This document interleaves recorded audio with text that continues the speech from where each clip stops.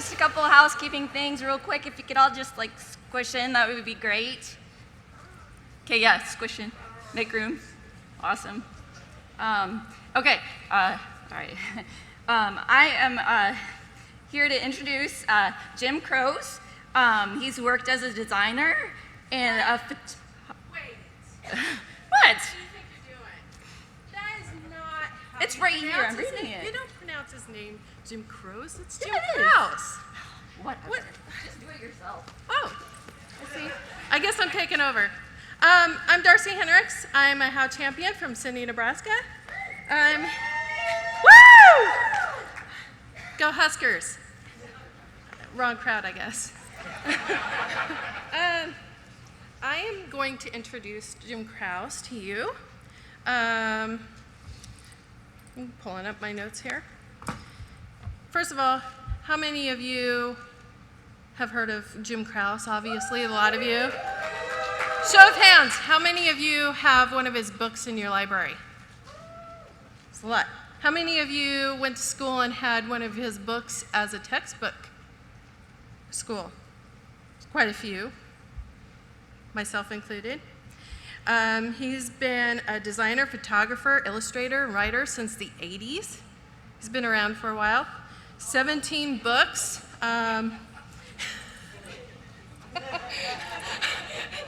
He has 17 books that he's written on design, digital photography, and creativity. He's got, many of them are bestsellers, and you can find them around the world and in multiple languages. And he's got lots of online video courses that you can find on lynda.com, and he's done some exercises on How You as well, so check him out. What was that, Cammie? LinkedIn Learning. Sorry. Anyways, in his free time, he loves to ride his bicycle. He loves racing motorcycles, his espresso, spending time with his two beautiful grandsons, and he loves to talk about his battle scars from racing and stuff. Anyways, without further ado, let's give him a hearty welcome. Drum roll. Come on, drum roll. Bring him up board. Jim Krause. Thank you, Darcy. Thank you to both of my introducers. It's a hard act to follow. First of all, I barely have a voice, so I'm going to keep it like at this level. Hopefully it works. I've been talking too much the last 4 days. And we're going to get to the 99 things about color shortly. But first, I want to clear one thing up, just because I've been asked about it all week long. Okay, I know that I don't look like the guy pictured on the How Design Live app or website. It's me. I'm hiding under this new beard thing. And a long story, super short. I'm living in southern Idaho for the next couple of years. That's another long story. Just a couple of years, beautiful southern Idaho. And I got there at the end of August, clean shaven, really pretty, and noticed everyone was looking at me funny. And I was there for about a couple of weeks. I was in a bar, and I was kind of looking down along the long, dark bar surface, and on both sides, customer, server side, it's like this sea of facial hair, like blowing in the wind. And like all the dudes, for sure, but some of the women and children too. And it hit me like, this is a law in southern Idaho. It's a state law that you gotta have this thing going. So I got with the program.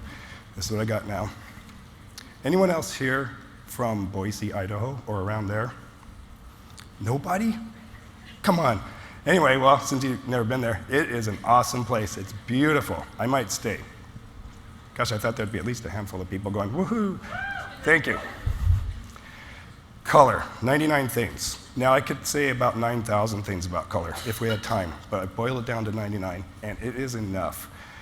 The thing that most of these points have in common about color that I'm going to talk about are that they were the sort of aha moments for me when learning about color. So it's a really highly biased list of things that I want to say about color, but I've got the microphone, I got the PowerPoint, the projector. This is my 99 things about color, And I hope, my goal is that it makes some aha moments happen for you too. And if nothing else, makes you want to kind of follow these rabbit trails a little bit deeper into the topic of color. So here we go. Number one, I'm going to start right at the beginning. Number one, in the beginning, there was darkness. And then there was light, otherwise known as wavelengths of visible electromagnetic energy. And I'll get back to that in a second, I promise. Followed by another light, and then the rest of the Volkswagen Beetle. And it had a luggage rack, really nice version, sunroof, fuzzy dice, mag wheels. And then, as I'm sure most of you have heard, Mother Nature, God, Allah, Steve Jobs, someone, somewhere, somehow created women and men. And all shades in between, too, as it turns out. Come on, let's cooperate. And I know that's the old, tired, overused symbol for women and men, but this is in the beginning. This is just the way it was. When men generally wore sleeveless, flower print cotton sundresses, and women sharply tailored business suits. I'll get in sync with this thing really soon here, I hope. So this women and men, the people, they could see, they had eyeballs. They could make out the lines and the shapes and the form of this Volkswagen, but you know what? They wanted more. The eyes wanted more. Eyes are that way, right? And we're going to move slowly toward color here. This is important. We're just dealing with the basics at this point, but we're building a foundation. So the eyes taught themselves how to see values. And by values in visual jargon, I'm referring to different levels of darkness and lightness. Values are what give the brain the info it needs to make sense of form and dimension.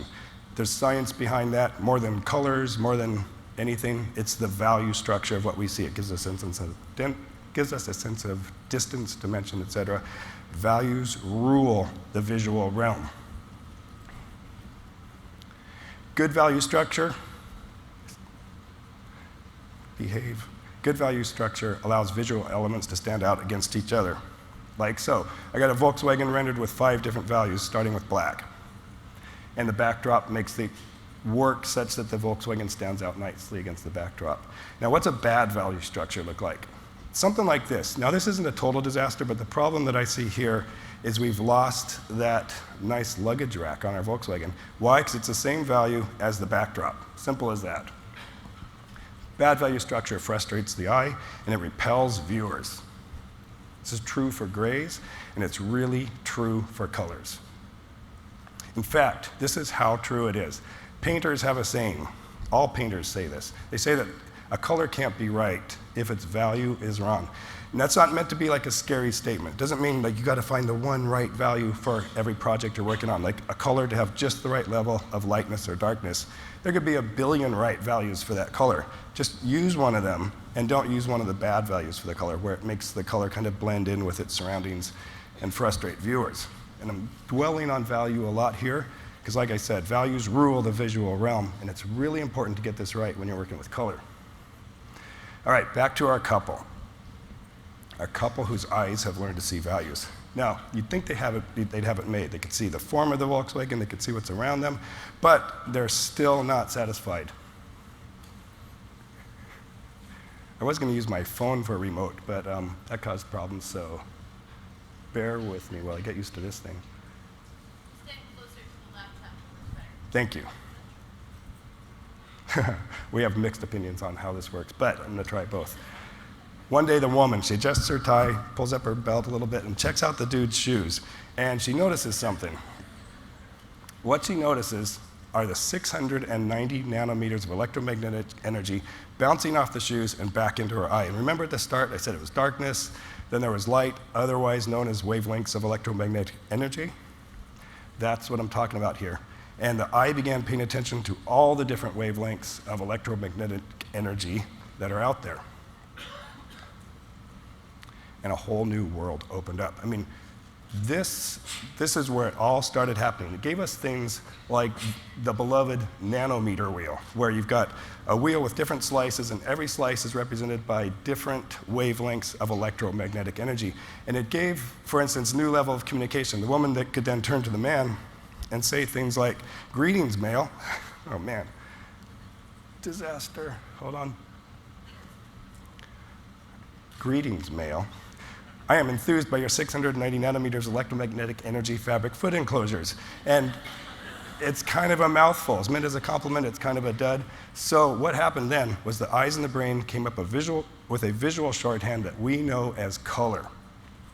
Simplified things like, hey dude, nice red shoes, a lot easier. And notice the formerly known as nanometer wheel, it's now the color wheel, and it's way more streamlined. Check out the before and the after. This is a really good thing, and this is what I want to say. This is where I'm going with this little sidebar. Colors are visual shorthand for wavelengths of electromagnetic energy. Now, how important is this? It's optional whether you really know this or not. I just couldn't imagine giving a talk about color and not talking about what color really is. And if you want to geek out on this, there's a lot of really good information on Google. You don't really have to know it as a designer. It might be a good conversation starter, like if you're at a cocktail party, like nice nanometers, you know, something like that, just to get things going. And if that works, let me know. I'm running out of ideas. So now the couple has two things working for them. They got values and hues. And FYI, hue and color are the same word. Like, they mean the same thing. Hue isn't a fancy word for a color, it just means color. So when I say hue and I say color, I'm talking about exactly the same thing when I'm talking ahead here. And given that any color can be different values, different levels of lightness or darkness, I'm going to modify the color wheel to look like this from here on out. Let's move on to the computer now. We've done a little bit of color theory work, built just enough foundation to be on the same page with something that I consider like a helpful tip that you might want to try with your own work in relation to color, and it starts with grays. Now, when I'm working with color, anytime I can, anytime it's practical, I like to start my project with grays. And I know this isn't a really common practice, and I sometimes wonder why the heck not, because I'll show you in a second how it works. I will just let the color part of my brain sleep in the morning, and I'll work on an illustration like this, or a layout, or a logo, or whatever, and I'll just worry about the compositional factors like size relationships, and forms, and where they go, and how the flow works. And then I will apply different values of gray to these things, and it doesn't take long, and I'll get everything to where it's looking good. I'll make adjustments as necessary. And once I got something looking good, and I've got 5 values of gray here, including black, I'll just swap things out for colors of the same value, like so. And I'll show you in a second how that works on the computer. So I like to start out with grays, because if you know that the grays are working good, that means your values are working. And since values rule the visual realm, if your grays are working, whatever colors you plug in, it's going to work. You just got to choose the colors that fit your client's needs, your target audience's needs, et cetera. So you can go with a really plausible color scheme like so, or you can just go completely out from left field. But you know what? All of your eyeballs, I'm pretty sure, were not confused when I switched to an implausible color scheme here. It just doesn't matter, because if you've got the values working correctly, your eye's going to give you a ton of latitude as far as which colors you choose. So that's why I like to start with grays when I am working on color schemes. Maybe you want to try this. It doesn't work for every project, but if you're working on a logo and it's going to have 3 colors, just work with grays, and then later on, and I'll show you some tips about this, swap in some colors. And when I say, like, use a color that's the same value as a gray, like, how do I know when a color has the same value as a gray? Let me show you. And it's surprisingly simple. I'll just throw, for instance, 3 squares of my gray up on the screen, up on whatever document I'm working on. Then, let's say I want to match that gray with an orange. And I'll just take my best guess, and I'll throw up like a light coral orange, an orange, a reddish orange. And here's a real key part. I'll squeeze the 2 together, like so. So they're touching. Some of you know this trick. Those of you who don't, this is going to change your life. This is the best thing ever, and it's really simple. Here's what you do. You ready for this? You squint. You just squint your eyes, because squinting helps the eye see values. And I'm so glad that an art teacher told me this a while back. And we're going to try it, and I'm hoping that the colors on the screen, going through a projector and all the different software, are similar to what I've been working with on my monitor. So with your eyes wide open, look at the top pair of colors.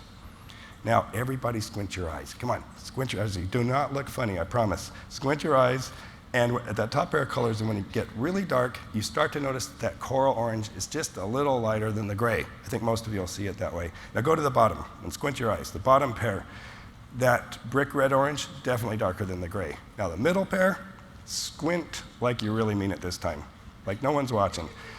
Squint hard, and to me, you start losing the point where the gray ends and the orange begins. That's because they're about the same value. Now this works with grays and colors, and it works when you're matching two different colors, when you're comparing values.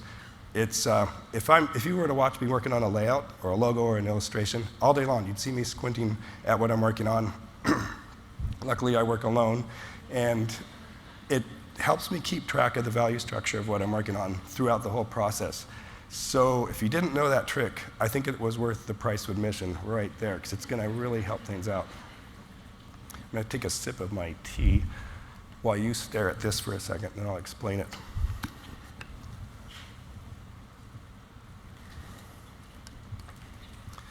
Much better. Here's a type of color chart that I like to make for projects. So what I've got here, if you look at the left side of the screen, there's a column of grays, light to dark, 5 values. Then next to that, there's a vertical column of greens, light to dark, 5 values, then blues. So I've got 12 hues, each with 5 different values. I built this color chart because I was working on a 3-book project for new writers that included a book called Visual Design, Lessons in Typography, and Color for Designers. You can look at that book if you want to know a little bit more about color than we got time for. It's the best book ever written about color. So I did spend an hour or two developing this color chart, and it was the best spent time during my whole project, because once it was done, then I could pull colors from this chart throughout all 3 books, throughout all the different graphics, and that way it gave everything a cohesive, belonging together look. And it's a really speedy process. Let me show you what I'm talking about.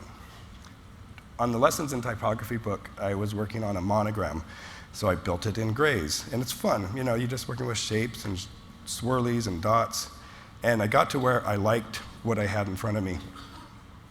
It's got 4 different values.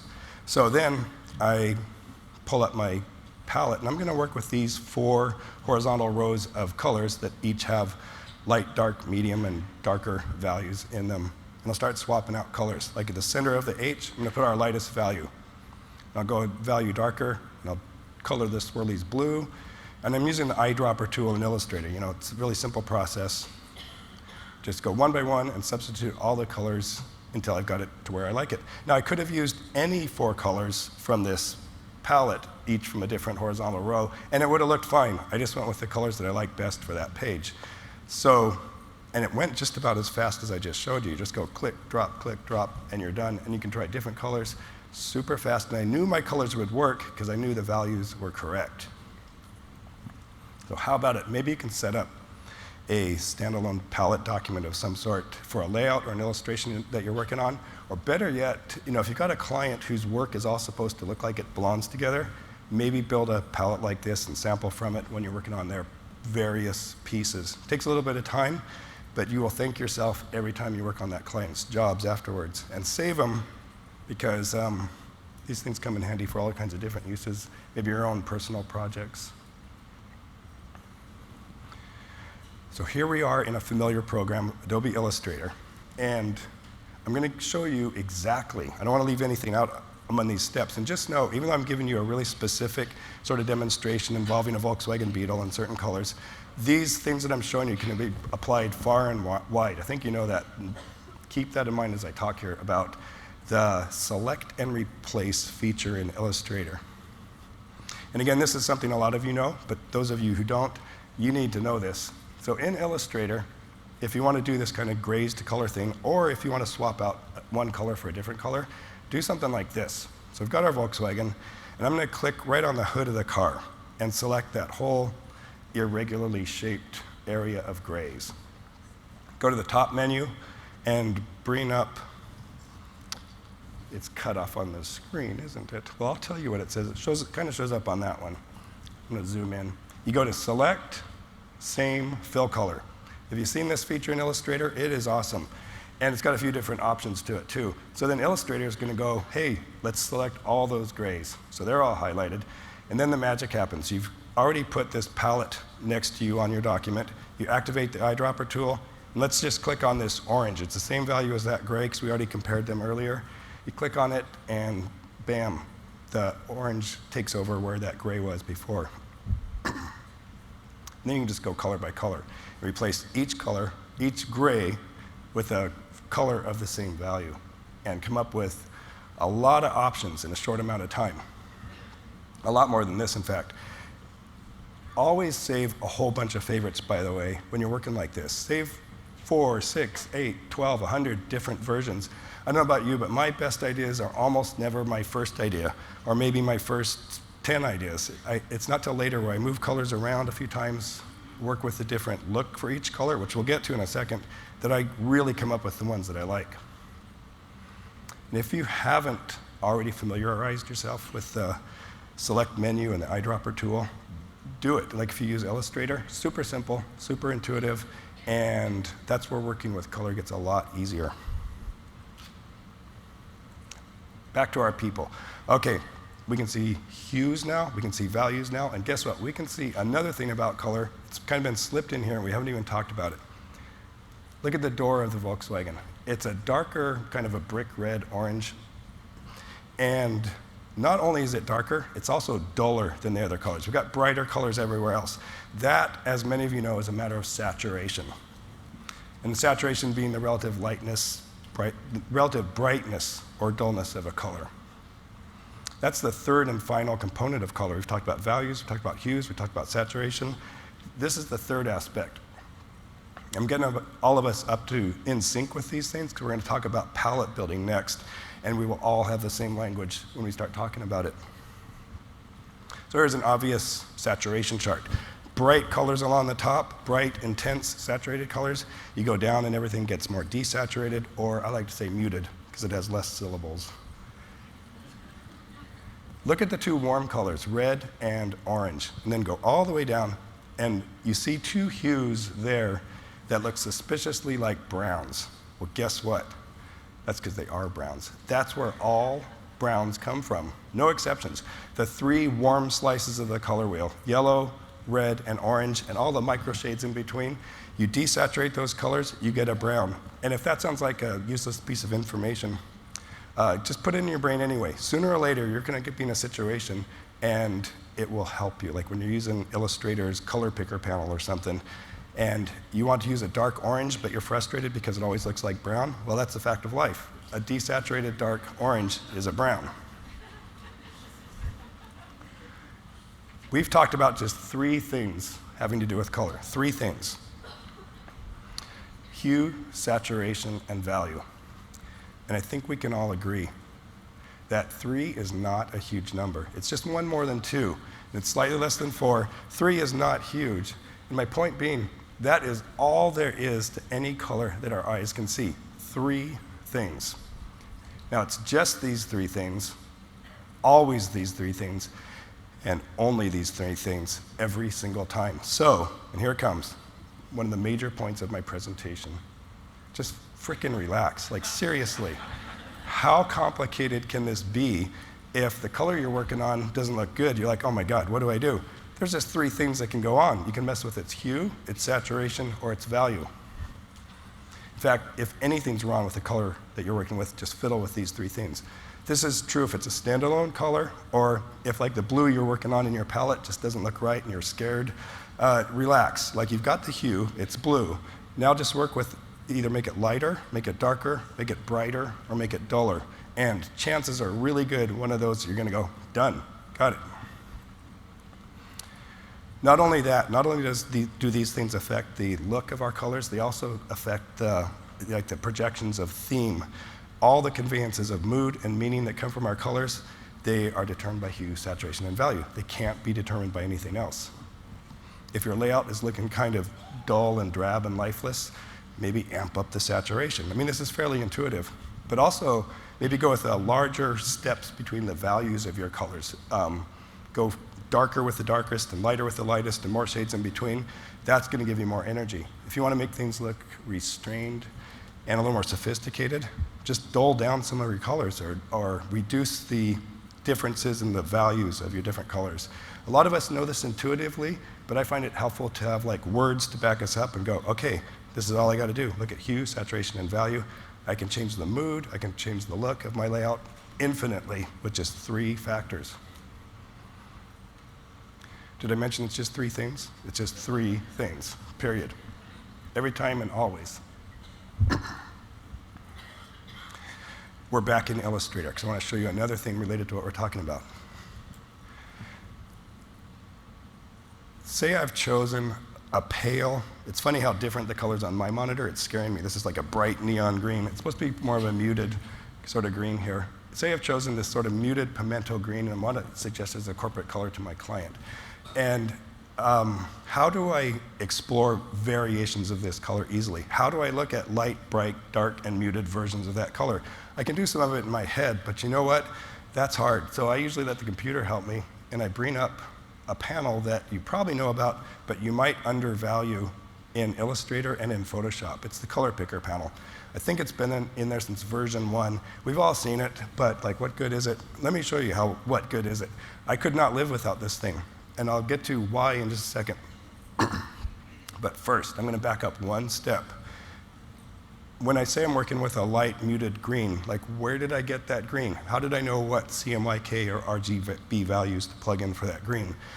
I'll show you. I like to start with what I call a color picker book. This is written by, it's written by me. I made this book. And it's really awesome. And I'm not trying to sell books here or necessarily brag, maybe a little of both, but mainly, honestly, I keep this book on my desk at all times. This was a project where I wanted this tool, and because I'm kind-hearted, I wanted everyone in the world to have the opportunity to have it too. So I presented it to my publisher and said, hey, let's print this thing. They said, yes, we printed it. It's in 6 languages now, all is good. And of all the books I've ever written, this is the only one that I keep within reach at all times, and I don't even open the other ones generally. So what this book is, let's talk about that. It's a collection of color schemes with the CMYK values and the RGB values for every color inside. And before I move ahead, I just have to mention one thing. There's a new color index coming out. It's Color Index XL. Yeah, I know. You are the first to know, seriously, other than me and a few of my friends. I just finished this book. It's going to be printed, probably available around the end of summer. It's bigger, it's better, it's more badass. This thing, I'm really, really excited about it. In fact, let's talk about this for the rest of our 45 minutes. Moving back to Color Index 2. Okay, what that book is a whole bunch of palettes. You can grab like all 4 colors of this palette, throw them into the logo or illustration you're working on, and you're done. And that's you're welcome to do, and it's what it's for. Or in this case, say I'm looking for a light pimento Italian-looking green. I can go, hey, this is close. 5C, 0M, 40Y, 20K. Or if I was working for the web, I'd be using the RGB values. I can grab those numbers, momentarily memorize them, and type them into the color picker panel. So that's how that color got there. I work that way a lot. I like to look through a book and go, oh, I like that color. I like things in front of my face when I'm choosing colors. And here's what we get. We plugged in the color, and now we have a panel that includes all the values and all the levels of saturation for that color. So this is a great thing. We are in complete control at this point. We can do anything we want with this color that's possible, pretty much. Pretty close to infinite. You click on like the black dot in that palette. There. Move it around. You know how this works. You go up, the color gets brighter. You go down, it gets darker. Make it more muted, et cetera, explore all the different brightness, darkness, lighter, or more muted versions of that color. I like to save a bunch of options, like I always do, and choose winners later on. So if you don't know the color picker panel, get to know it. This is a great one. Say you've got a color scheme, and everything's looking good except your orange, and you start to get scared. Just relax and start messing around with the different levels of brightness, darkness, lightness, or mutedness of that color with the color picker panel. Let's talk about building color schemes now. We're ready for that. And I hope my voice holds out. I don't usually sound like this, like a frog. Real quick though, InDesign has a color picker panel too. Forget about it. It works differently. It's useless. It's pretty, but I can't find any use for it. Otherwise, I like InDesign. I like using the color wheel for building palettes. And the reason for that being, I gotta back up for 1 second. Okay, good. I got my time markers on there, so I just had to check. If we're on schedule, we're basically on schedule here. The color wheel is a schematic. It can help us find good-looking color schemes. It's a brainstorming tool. Some of you know this, some of you have heard about it, but let me just show you what I'm talking about here. I think this is super useful information for building color schemes.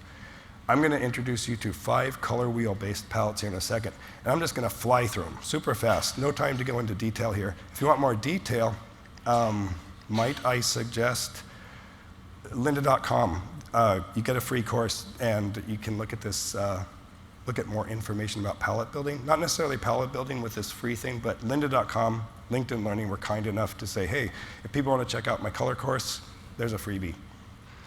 So anyway, I'm going to be using the color wheel to build palettes, and I think that somehow, I don't know how they're available, but there's a handout available with this course. You can download that PDF, and the last 2 pages are this. The second to last page is a color wheel with all the slices labeled. Download that, print it, put it on your wall, and get it memorized in your head that way if you don't already have it. And the last page of the PDF is a printable chart of the different palettes that we're talking about here. Might be useful to you. Yeah, you're welcome. We're going to start off with the easiest palette. Like I said, I'm just going to fly through these. Actually, I'm going to fly through the first 4 palettes, and I'm going to just slow down for the last one and get into a little more detail on how all these palettes can be used and altered and applied to projects. The good old monochromatic palette, most basic palette of all. That's where you just take 1 slice of the color wheel and use various versions of that color. The next most simple color wheel palette is the complementary palette. And as most of you know, a color wheel, a complementary pairing are from colors or hues that are sitting across from each other on the color wheel and various versions of those slices of the color wheel. That's a complementary palette. They tend to convey strong feelings of diversity because you got opposites on the wheel and energy, just from the energy of opposition. And you'll notice that a lot of like high schools and colleges, their school mascots use complementary colors. It's super common. I'm in Boise right now, as I said, and it's the Boise Broncos, and they're orange and blue, complementary colors. I come from Seattle, University of Washington Huskies, purple and gold, complementary colors. Perfect connotations for a sports team, for a college, diversity, energy, and simplicity in this case. Here's another palette that's worth knowing about, the triadic. This is where you take 3 slices of the color wheel, and they're equally spaced. So this is a nice arrangement from the color wheel to use if you're going for connotations of diversity again, but maybe with a little more colors to work with, because no 3 colors can be more different than if they come from equally spaced slices of the color wheel. If you want to calm things down a little bit, go with neighboring slices of the color wheel, or at least start there. Like an analogous palette, it's a good choice because these palettes feature colors taken from between 2 and 5 neighboring slices of the wheel. So everything's all neighborly and friendly and harmonious between the colors. Now I'm going to slow down a little bit because this is a particular favorite of mine, the split complementary palette. I'm going to go step by step here. To make a split complementary palette or any other palette, I usually just start with 1 hue, just 1 hue. And I call it my seed color. And this seed color is usually chosen because, like in this case, I've got a red-violet, and I just happen to know that my target audience is going to really dig red-violet. They're going to love it. So I start with that color, and then I just look around the color wheel. I could make a complementary palette if I wanted, starting there, an analogous palette, a triadic palette, or in this case, a split comp. And to do this, I am going to do the following. I'm going to pair it with the 2 colors on each side of the first color's complement, which does sound complicated, but it's not, and I'll show you step by step. Starting with the red-orange, I'm going to look across the color wheel, I'm going to eyeball its complement, the yellow-green. And then I'm going to select the 2 colors on either side of the yellow-green. That's a split complementary palette, and I'll tell you in a second why I really like these things. In fact, I'll tell you right now.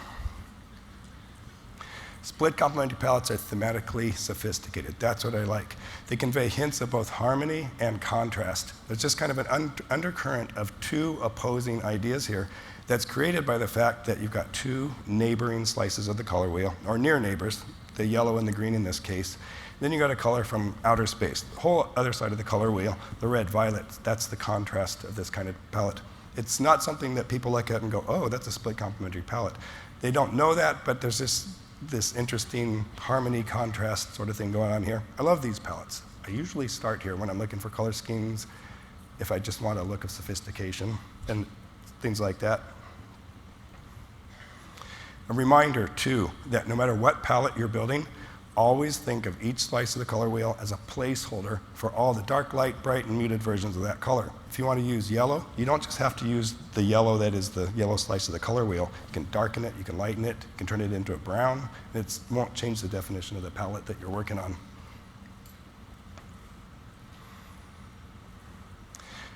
By the way, it's perfectly okay to add black to any of these palettes. It doesn't change the definition of the palette, at least according to me. Use white, and when I say white, give yourself some latitude.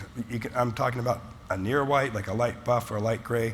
Again, this near white that I've got in the backdrop here, it doesn't come from a split complementary palette. It comes from somewhere else on the wheel. It's okay. It's light enough. It doesn't matter. And speaking of near whites and light buffs, I'm going to share with you a proprietary secret here. My personal favorite light buff CMYK formula. Like, if you've tried to achieve this, you know how hard it is to get a printed piece that comes back that's anything like what you thought it would be. I tried many times and failed, and then I finally tried like 10% yellow, 4% black. It's like, that's what I meant. It's kind of like an aged schoolbook paper, creamy buff. I love it. You might love it too. Maybe give it a try, and don't blame me if you hate it. Just change the colors a little bit. Working with I think I worked with, this is still a split complementary palette, same palette as before. I think I was working with just 7 colors, maybe 8, and built all of these illustrations. And I just want to demonstrate again to give yourself lots of options before you choose a favorite. Move around your colors, try out different amounts here, different amounts there, and why not? I mean, this is what the computer does best. It gives us a chance to use the undo command when we don't like things. It gives us a chance to save things and save them for later. I love working in the digital age very much. Now, quick sidebar into maybe, I know I said split complementary palettes were a favorite of mine, but my real favorite is this. Say I've come up with this palette, and I know my targeted audience is going to love it, and I go out and have lunch, and I'm feeling good about myself. I come back for lunch, I look at that, and I go, yeah, that looks good, but, you know, I just want to shake things up a little bit. Like, what if I took the robot's face and made it teal? And I go, I like that, but I know my target audience is going to go wild to have that teal in there. So I'm going to say, great, I'll use teal in there. Now, there's a problem, or is there? Look at the color wheel. You know that teal color that I added, right there? It doesn't belong to the split complementary palette. Like, what's going to happen? Are the cops going to show up? Is my client going to look at this and go, what the hell? I thought this was a split complementary palette. They're not going to know. So what I call this is basically a whatever looks good palette. I mean, that is totally allowed. And most of the palettes that I work with are whatever looks good palettes. Because in reality, all color wheel palettes, no matter what you're talking about, all the triadics, analogous, complementary, split complementary palettes, they can and they should be seen as just starting points to good-looking color schemes. By all means, we are artists, we're designers, so trust your instinct and go with whatever looks good. That's what artistic license is all about. And you can carry this further. I've got a kind of a crazy palette going here, and I'll just keep fiddling with it and saving variations, add colors from all over the wheel, and eventually I might go, hey, now that is what my target audience is really going to like. And I've got colors going from everywhere, coming from all over the wheel, but I started out with a split comp. It made the process go easier. It gave myself a plan, at least to begin with. And then I just end up going with whatever looks good with my whatever looks good palette. Let's move away from the color wheel a second, and I'm going to give you a bonus item here. 2 non-color wheel palettes that I just like a lot, that I think you might be interested in. And the first one I call a punch palette, and that's just the name that I've given it. You can call it anything you want. It's a palette where you go with a cool versus warm situation. And here's what I mean. I might build a palette and just start out with like a cool collection of, and by cool I mean like visual temperature, cool blues, some of them grays, and just go for a real chill, laid back, highly muted colors. It's important to mute colors at this stage. We're setting things up for some more excitement in just a second. Once I get things looking good with these cool muted colors, I'll add a slightly warm and still muted orange hue, for instance, orangish yellow. And here comes the punch color, right in the face of the robot. Oh, actually, I did that totally out of sync. I'm gonna blame the remote. Let me play it back in slow motion here. Okay. What the heck? I hope that shows up more on this screen than it does on my monitor. Nothing really happened here, but you should have got a sense of great excitement. I expected a shout of joy when that came up. So that face of the robot, it's intense, hot, yellow-orange, and it's been supported by all these background colors. That's what I call a punch palette. I think they're excellent for logos. They're really good for business cards. They tell the eyeball exactly where to look. The eyeball goes, hey, what's that really bright color? And in the middle of all these dull colors. That's a punch palette. You can turn things on its head too, and make the punch color a cool color. So I've got a cool color here with a backdrop of warm, muted colors. These are called warm grays, if you've heard that term. They're kind of grayish browns in the background and a real hot teal in the foreground. That's another punch palette. I love these things. Then there's the good old borrowed palette, where you take an inspirational work of art. This is a lovely painting by Mary Cassatt done in 1891. I love her work, I love her colors, and one day I might be working on a logo for a cafe, for instance, and I will, quote unquote, borrow a handful of colors from this illustration. And I'll apply them to the logo that I'm working on. And I'll apply them either as they are, or better yet, and actually for me, always I do the second thing. I make a few modifications to the color, because it feels like stealing, even if it's a 100-year-old painting that no one will recognize as being my color scheme. I like to make a few modifications just to satisfy my ethical requirements. And do the same thing. Use your common sense when you're borrowing colors, and your strong set of ethics to decide when, how, and how to go about borrowing colors. You can speed things up, like if you're in a hurry, or if you just want to strategically echo the look of a certain time period. You know this, just borrow some colors. Make a few modifications. I've practiced this talk a few times, in my kitchen, and I always went about 10 minutes long. I think we're going to be on time this time, because I know your lunch is coming up. I value that, if the remote will ever cooperate. They were changing the batteries right before I got here. Go, yes. How do you know if a color is right? I've boiled this down to 4 easily remembered points, and I think it pretty much covers all the bases. I really do. I haven't seen a problem with my theory yet, so let me give it to you. Choosing a right color has 4 points. Number 1, and this is the only one that has to do with color theory, surprisingly. You might think that they would all have to do with color theory. The first one's color theory. The next 3 are people theory. Number 1, a color's right if it has the right hue, the right saturation, and the right value. We've been talking about that. I'll say no more. Number 2, color's right when it appeals to your target audience. Get to know your target audience. Always get inside their heads. Look at the media your viewers, your projected viewers, look at the packaging they enjoy, the websites, posters, music packaging, clothing, fabrics. Get to know them, because remember, it's not about my taste, it's not about your tastes, it's about our clients' tastes, and we need to know what those tastes are. Sometimes I misspoke. It's not about your client's tastes. And sometimes you have to explain this to your client. It's about their target audience. So the client, you might have a boss there that says, I don't like green. And you can gently persuade that person by showing examples of the media that your target audience looks at, that you need to like green for this project. I often fight over green with my clients, it seems like. Number 3, color's right when it aligns properly with trends. As designers, we know this. So here's just a gentle reminder to continually take note of the work of great artists and designers. Any of you who were at Bill's great logo talk yesterday, he talked about trends in logos. Like you have to look at the past, the present, and the present to project into the future with trends. Same with colors. take a note of what's going on now, take a look at what's gone on before, and you'll get a good sense of where color's going and where it's changing over time. And when I say take note of these things, I also mean, like, take notes. I keep a notepad in my butt pocket or in my shoulder bag 90% of the time.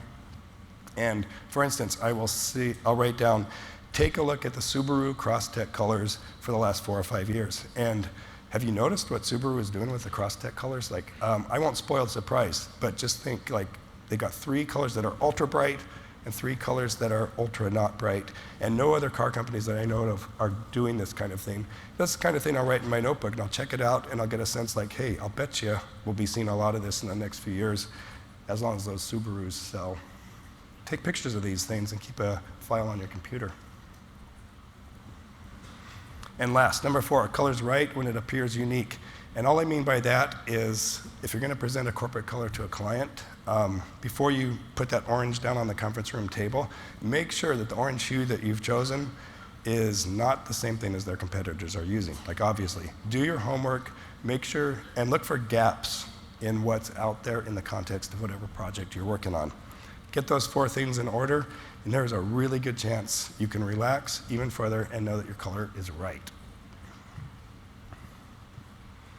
And last, I'm going to give you my number 1, hands down, favorite way to learn about color, something that you may want to do yourself if you're not already doing it. This will be a surprise to some, but not to others. I'm going to suggest, I know we're designers, I'm going to suggest you pull out your paints. I really do.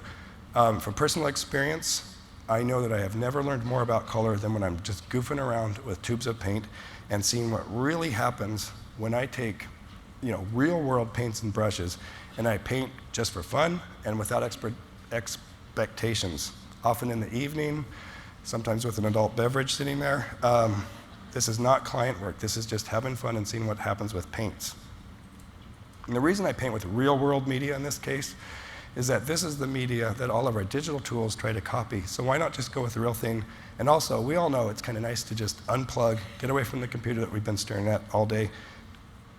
Because I don't know about you, but I really love digital media. I love painting with digital media, but at the end of the day, I'd rather not. So I like using the real thing. And I generally use cheap media, affordable media. Hang on, bear with me. I know what I'll do. Okay, never mind. Keep your art supplies cheap and keep them handy. I have a jar full of paintbrushes in my dining room because I don't want to do my fun stuff at my work desk because I need to get away from that in the evening. So a lot of evenings I'll just pull out my paints and I will do whatever the heck I want with the paints. I rarely have a plan when I sit down and do something watery and messy like this. And to do something like this, by the way, I use acrylic paints because you can thin them down so they behave like watercolors, or you can keep them real thick so that they work more like oil paints. And most importantly, they don't use thinners like turpentine, which I don't want on my dining room table. If you have a work studio with a fan, go ahead and use oil paints if you want to, but I like acrylics because, you wouldn't want to eat them, but at least you don't use paint thinner to thin them out. Abstracts, semi-abstracts, whatever.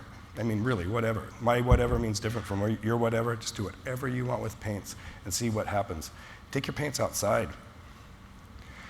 I like taking little blocks of watercolor in this case, like a Winsor & Newton foldable watercolor kit. It's only like this big. Throw it in a backpack, paintbrush, and some water, and just go have fun with a friend or by myself. Super fun, and I always learn something about colors. I'm just going to do this manually. It works. Just see what happens when colors touch, when they mix, and when they interact with each other. Have a good time. That's my number 1 favorite, absolute, no question about it, favorite way to learn about color. Brings us to number 99. We made it. Just know that experiencing and learning about color, it doesn't end. It's not going to end today or tomorrow or even up until the day we die. Just keep noticing color, keep learning about color, and keep trying new things. And besides saying thank you, which I do right now, thanks for coming. I'm going to leave this up on the screen just in case you want to check out more information about color. Thanks a bunch for listening to me talk about color. Have a great rest of the conference. Love you. Thanks.